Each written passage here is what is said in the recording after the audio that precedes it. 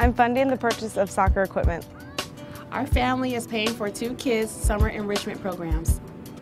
I'm giving a partial college scholarship. I'm providing art supplies. My $200 donation will start a school garden. When I was an 8th grade history teacher in the Bronx, I had an absolutely brilliant student named Ivan who just lived and breathed history and current events.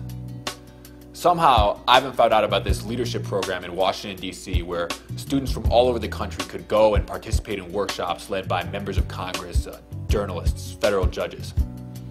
Ivan was ridiculously excited about it. He would come to me and he'd say things like, "Yo, Mr. Savitt, Condoleezza Rice is going to be there.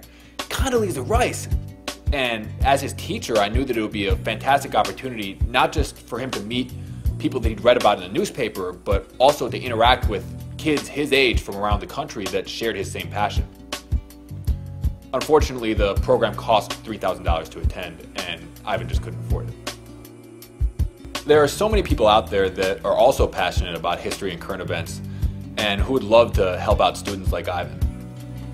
When Ivan's financial aid application was rejected, I wished as a teacher that there was some place that I could go that had pre-funded opportunities that were created by people who shared his passion.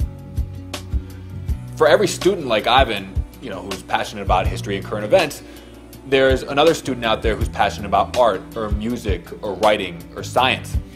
And because of educational inequality, those passions just aren't being cultivated. Educational inequity is our generation's civil rights issue. The Generation Project is a new kind of charity that lets individuals spark the change they hope to see in the future. Instead of letting us decide how to use your money, the Generation Project lets you decide how you want to help kids growing up in poverty, at any amount you can afford to give.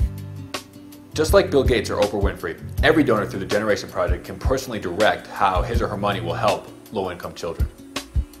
For $100, you can fund the purchase of a set of your favorite books for a school in need. For $250, you could have kids competing in an essay contest on the American immigrant experience. And for $500, you might even sponsor a sports team at an under-resourced high school.